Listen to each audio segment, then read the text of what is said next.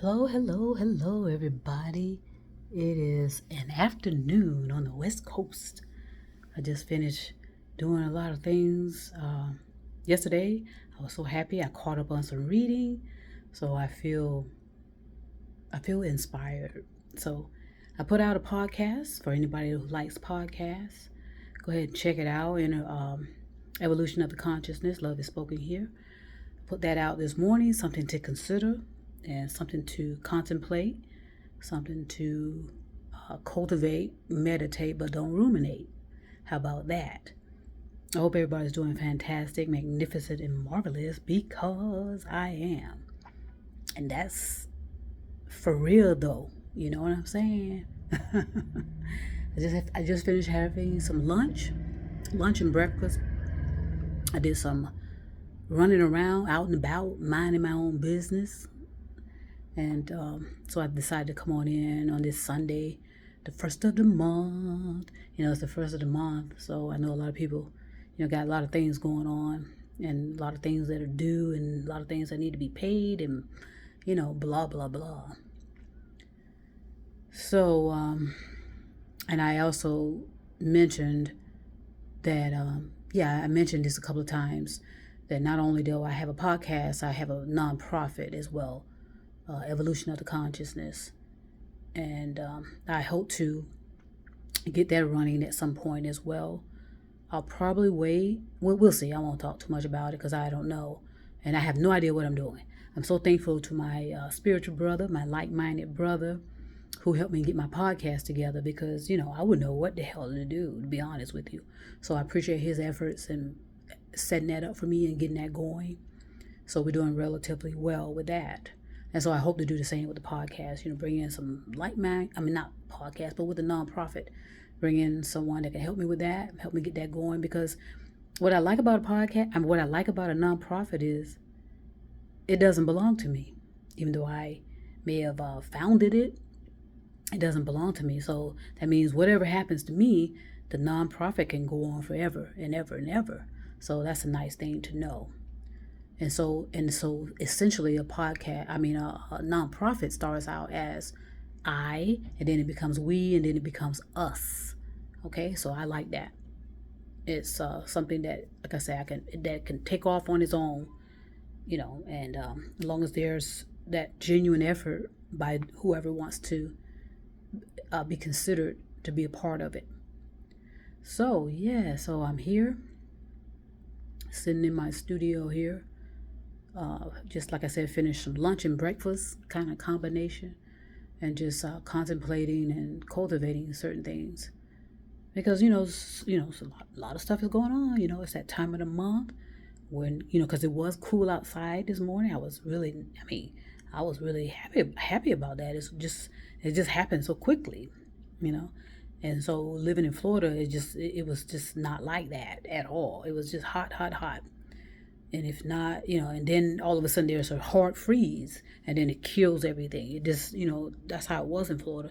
It'll be hot, hot, hot, hot, hot, hot, and then one day it'll be a hard freeze, and it kills everything. So over here, it looks like it's kind of gradually coming into being, and I like that. It's a gradual change of season. So that's something now I'm enjoying. But what I really want to talk about is. We have to keep in mind as well, as we all are attempting to, establish ourselves and put ourselves in a certain position in life, a certain atmosphere, environment, similar minds, and that we are working on our consciousness, thankfully, working on our health, our well-being, and making sure we are provided for, that we get our needs met. You're going to come across a lot of pushback and blowback from just that basic necessity. People are going to be pushing back on basic necessities of life. That's whether it's where you live, how you feed yourself, how you feed your family. People are going to be bothering you for that kind of stuff when it ought to be a giving. Every one of us ought to be provided for and have our basic needs met without all this interference, But we love that. Let me see if I can get a different light, different look. That's fine. I don't really care. You know I'm cute, so I don't need to be concerned about all that. So yes, we're gonna get a lot of pushback just for having basic necessities of life, meaning how we're gonna feed ourselves, how we're gonna feed our children, how we're gonna provide for ourselves, and this and that and the other. And you're gonna get interference just for that. Like I said, with this government, this pyramid government, constantly teetering on insane. I mean, they are insane, but perpetuating that insanity onto innocent bystanders, like citizens. And I told you, without politics, I think our country and our world would be so much better, because because of the leadership that always ends up in those type of positions. They get nothing done for 4 years, nothing done. Or if someone attempts to do something, it gets stuck in the pyramid, and then another administration will come along and it's gone. It disappears. All the work that one may have done. It's the insanity, and for decades upon decades upon decades. I think from the inception of politics, is nothing but smoke and mirrors, and it's just a circular circus. It's a circus of nothing getting done. Now, sure, like I said, there have been fantastic people coming into politics with the right mindset, the right stamina, the right intentions, and they get drowned out every time. And people that are in this political circus, and you've been there for a while, that. Be honest with people. You cannot get anything done. And if you do, like I said, it takes forever and ever to go up the chain. Or go up the chain of command, or go up the pyramid, and then once it gets there, it disappears. It goes nowhere. And then you have to bring in lobbyists. You have to bring in advisors. And then, like I said, this circle goes on and on and on and on and on. Nothing gets done. But in the meantime, the citizens are the ones that are the most adversely affected by all of that. Because, they still have to go to work. They still have to eat, like I said, and get the basics of life. And some of them are having have had trouble with that for a while. So I can, and like I said, one person can't do it. 144,000 people cannot do it under the best circumstances, especially when we have almost 10 billion people on the planet. Okay, so the best that, a small group like that, the 144s, is to do the best you can, based on your experiences, based on your enthusiasm and joy. Because if you're going to advocate, in my opinion, if you're going to advocate, you're going to, I want to do it with joy and enthusiasm, because I think if you come from it from a stance of defensiveness, it's just going to make it a little bit more difficult, because you're kind of being personally, your personal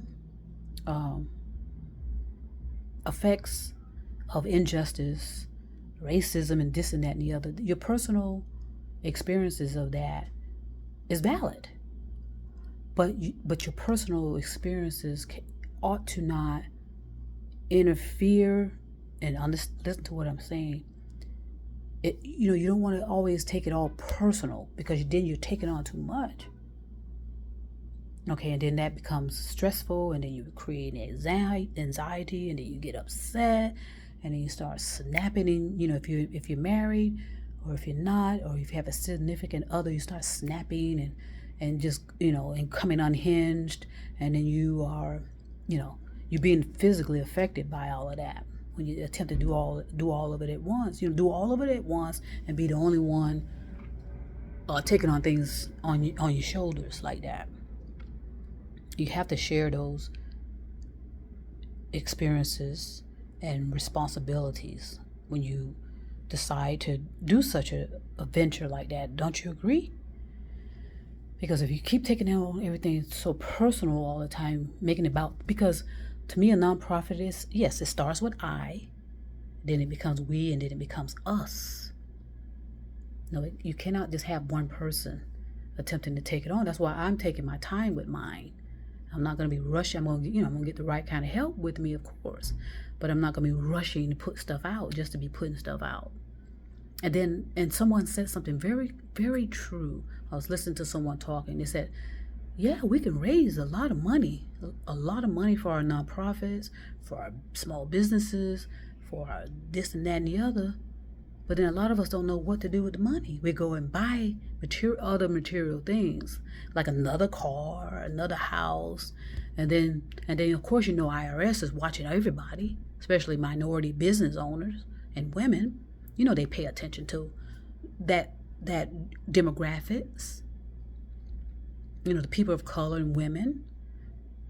But others can get away with not paying taxes ever. That's already been proven. Okay, so it's just a lot to learn. We just have to remaster, reimagine, reinvent, certain elements of how we do business. Because I told you it's no longer business as usual. And the people in these pyramids that have all this multi-billion-dollar, whatever they have, that doesn't even. There's I'm just going to say there's some shadiness about it. There's some contradictions about it. Why in the world would any of these so-called, these so-called leaders or former leaders, have billion-dollar companies? When they started out when they claim with nothing, or even if they had a little bit of old money, now they're billionaires. Okay, and then we have the billionaires. They have no idea what they're doing. They're doing everything they can to replace the human experience. A lot of the billionaires that everyone kind of congregates to, thinking they're so, and I think they believe the hype about themselves, really. But I can say this, a lot of so-called billionaires, millionaires, whatever they are, this is proven. A lot of them have been accused of stealing these ideas, and that's what I was going to come to as well. People are going to steal your ideas. People are going to be snakes and steal your ideas and try to get things out first. I want to get it out first. And to bestow themselves as having this knowledge. And I told you I can guarantee you that's not true at all. I think they cultivated it from. They're cultivating it from people, is what they're doing, and then they're trying to say, "Oh no, that comes from me. That comes from me," and that's BS, and that's going to be proven as well. Okay, you had to learn something from somewhere, and nothing just comes from you. It is cultivated into you. It is, it filters its way into you, energy invisible. Then you cultivate it and contemplate it. But we all are taught by somebody, whether it's a teacher, whether it's our parents, whether it's a culture, whether it's a lifestyle. We all learn that way. Nobody just comes in and that's why we have to be so careful and so conscious when we call children geniuses. Okay, when we say that they're geniuses and prodigies. And so what we do is we separate them from other children, and try to make them feel as though they're special. Most children do not want to play with the adults. Trust me, they want to play with other children. They want to be like with people, with their own, demographics of, they want to play, but not for adults. They want to play for other children, possibly. No child wants to because, like I said, I think of things that happen to me and happen to others, where you're attempting to separate people and make one group appear better than the other. And that's why a lot of these so-called geniuses, once they get a little older, they disappear. Or they become reclusive and they don't want to be bothered.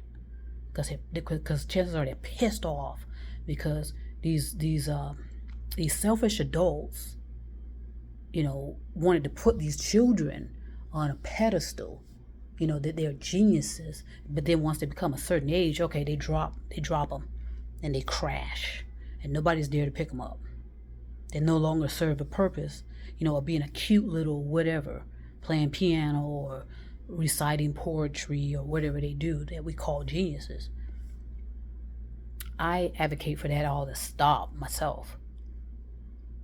Stop that separating and talking about, okay, they're geniuses.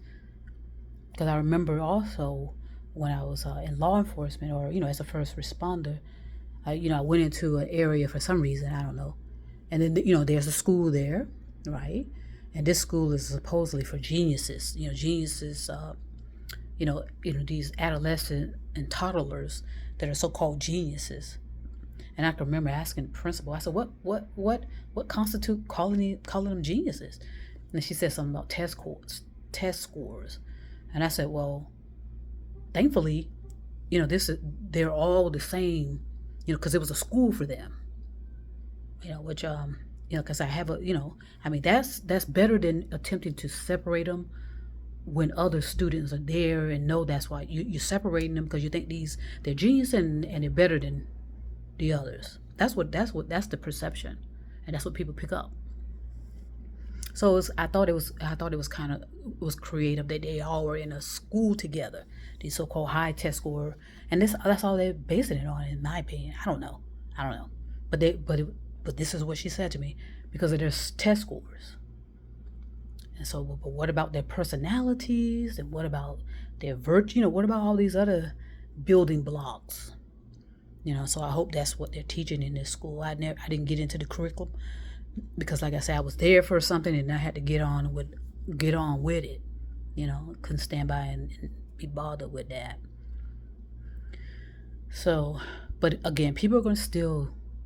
And again, a lot of these so-called billionaires, whatever, have been embroiled in stealing ideas from people, and then which caused them to become billionaires. Okay, like Tesla, his inventions and his creativity were stolen, supposedly and allegedly, and then he had a suspicious death. Okay, all right, and the thing is that he had a visitor before he supposedly succumbed to something. He had a visitor, and you'll be surprised who that visitor was. Do some research. Find out. So anyway, I'm relaxing, enjoying the moment, getting ready to get back to some reading, because like I said, I caught up on some reading last night, which was fantastic. It helps me to cultivate and contemplate things when I do read, to be honest with you. So I enjoyed that. So getting ready to enjoy my Sunday, relax. Everything on my face is dry. My lips again is dry, my face. And so that's why the temperature, that's why there was a temperature change that caused, that's causing all of this. So whatever, right? So I just want to come through and share and, put some knowledge towards you, not knowledge, some information towards you, that can help, build you up. And like I said, with advocacy, there has to be joy and enthusiasm about advocacy, because otherwise it can drain you. And you want to focus on going from I to we to us when you advocate, and not make it always so personal, because then it keeps you thinking about the tragedy, that may have caused you to set up a nonprofit, and realize that you are going to be with like-mindedness that can help take off, some of the pressure, and as well offer support and love and all that kind of stuff in between. Okay, so go from I, make it we and us.